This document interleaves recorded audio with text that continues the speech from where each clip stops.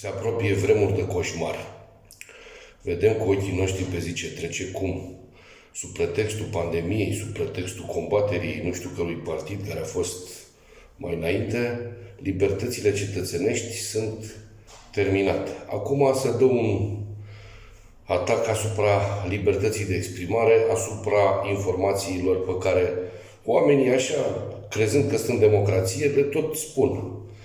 Avem un exemplu concret chiar în mijlocul Facebook, de exemplu, care are un conclav, nu știm cine e, care hotărăște ce e fake news și ce nu e fake news. Și de obicei, fake news-ul este ceea ce nu convine celor care sunt acum pe val, adică globaliștii, de care tot vorbim, eu m-am plictisit așa, cu tendințele și cu dorințele și dezideratele lor, care sunt distrugerea națiunilor, aducerea LGBT-ului ca om care trebuie premiat, ce să spun, transformarea oamenilor în elemente care trebuie să asculte de o mare Big Brother, care el, cine o fi, nu putem să facem presupuneri. Iată la noi în țară. Acum se pregătește un atac asupra televiziunilor care nu țin cu Iohannis și ai lui. Și sunt mai multe, le știți și dumneavoastră.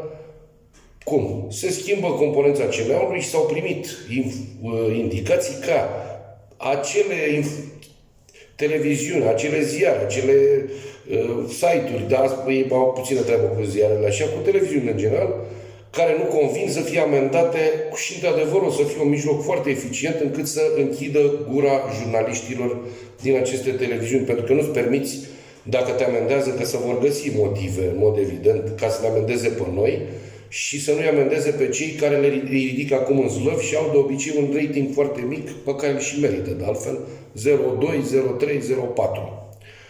Dacă poporul va îndura și chestia asta, adică poate că noi greșim, unele televiziuni mai greșesc, evident că nimeni nu e perfect, dar o să vedeți și atac se va da. Și atacul se va concentra și asupra noastră, veți fi următorii pe listă, care nu știm dacă nu cumva vecinul de scară, ăștia, trotinetarii cu coc, vă vor raporta că nu sunteți obedienți, că n-ați înțeles mesajul marelui frate, mesajul celor care vor să ne transforme în albinuțe care nu avem decât o singură sarcină. Să lucrăm sau să nu lucrăm, dar să murim așa cum trebuie, globalist.